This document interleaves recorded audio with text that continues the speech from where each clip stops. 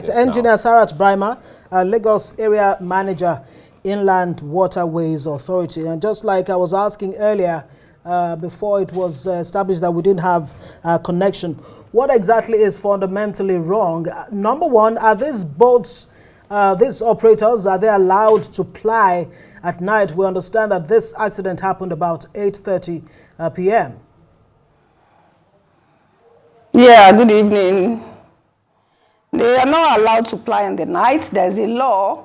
In fact, there's a transport code that was just gazetted newly, and it is strictly there that no boat should ply after 7 p.m. in the night.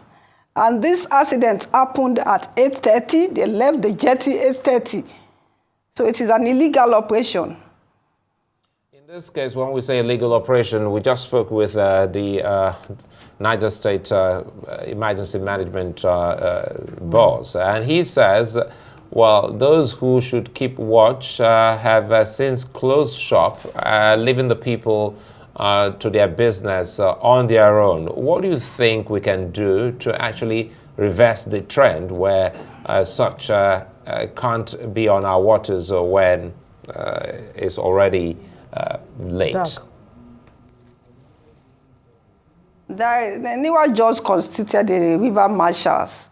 River marshals are posted at every state now. And Niger State in particular has 24 river marshals now. And in this particular local government, Mokwa, they had 4 of them there. The 4 of them were at the other side of the jetty where they were heading to. Those people at that jetty, Bogija, where they loaded, left that jetty at 8 p.m. And these people loaded at 8:30. So it was the marshals that were at the other end that heard of the accident. That was why the rescue was fast. Right. Now, with these marshals, I mean, do they have a time frame within which they work during the day, or is it a 24-hour, monitoring of the waterways? The monitoring of the waterways, they were supposed to close by 8 p.m. But now that we saw that night sailing, especially in the north, is now a problem, NIWA will now make it 24-hour surveillance so that we'll be able to curb this incident. Right, let's even talk about some of your, regulations or rules of, for this water operators. Help us understand what exactly are the rules when it comes to, number one, overloading, night travel, like you said, they're supposed to close at about 7 o'clock or so. Then use of life vests. We've heard that in some cases, even passengers refuse to use the life vests. So what are the plans to strengthen some of your regulations? In the newly gazetted transport code, all these penalties are there. We have launched it and we have cascaded it into every state. There are penalties for every of these offenses. So if you are boarding the boat with a life jacket, there is penalty for it. If you are on water at the time you're not supposed to be there, there is penalty for it. So we have gone throughout last month, NIWA was everywhere doing sensitization, letting them know what and what not to do. But it is unfortunate that we are still where we are today. But I know from now, night sailing is our target.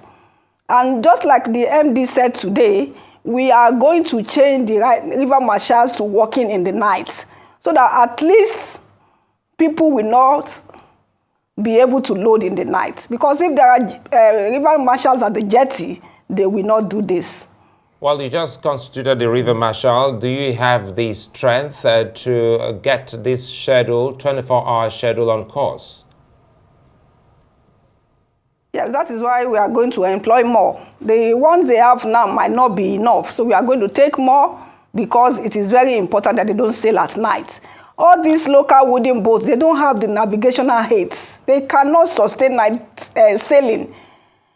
A 65-passenger boat has been deployed to Niger State. And quickly here, let me throw this in again. What can you tell us about the risk reduction strategy of NIWA? The what? I'm talking about reducing the risk that we have just explained earlier on. What's the strategy to ensure that such is mitigated? Now we have put in place training of the river boats. The river boat operators, the operators themselves needs to be trained. Most of these northern captains, they don't even have the formal education or the training required to take a boat. So NIWA has established training centers in all states in the federation now, so that all these captains will be trained and retrained.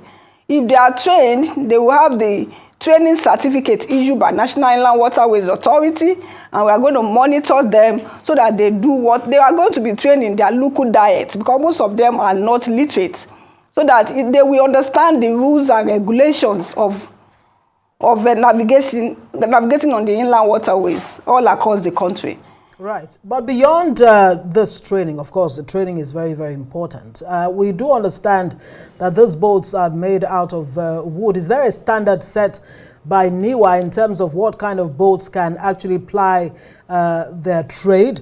And the number of people, 300, when you have 300 on a boat, I mean, it's a disaster waiting to happen. Yes, we have a standard for boat building. We have gone to boat builders now, to license boat builders. I think that is where the problem is. So we think licensing boat builders will make us to be able to license the kind of boats they are building in this country. And majorly, wooden boats that they use in the north are substandard. NIWA deployed one boat recently to this Niger state. They are going to start using it by next week. This is to mitigate the effect of what just happened now. I think we cannot just condemn what they are using if we don't have alternative for them. But now we are trying to give them alternatives so that they would not use what they're not supposed to use. And on the road, we have what we call road worthiness that checks your car. It's still on the back of what Ngozi has asked. Do you have same, apart from the boat builders, do you check to see that these boats, whether they are worthy to be on our waters or not? Yeah, yes, we have the marine departments that do survey and inspection of all boats in January of every year. We have the survey departments, marine surveyors. They do the inspection and seaworthiness of the boats before they are licensed to be on the inland waterways. Right. And your collaboration quickly here with states, are you working with states to ensure, especially states where you have such means of transportation, what is the collaboration with NIWA and those states? Yes, we have a lot of collaborations. Like that Niger that happened yesterday, you can see that NIWA was collaborating with Niger State Emergency. They did the rescue together with the locals. And in Lagos here, we have Lagos State Waterways Authority. We are in collaboration with them on safety. So anytime there is safety rules and regulation, we come together, design kind of boat we want to design, the kind of training that all of them should go through before being on waterways. Well, let's hope things change for the better going forward. Abdullahi Ara, DG Niger State Emergency Management Agency, joined us earlier on phone, and Engineer Sarat Braimah, Lagos Area Manager, Inland Waterways Authority. Thank you for joining us on Newsnight.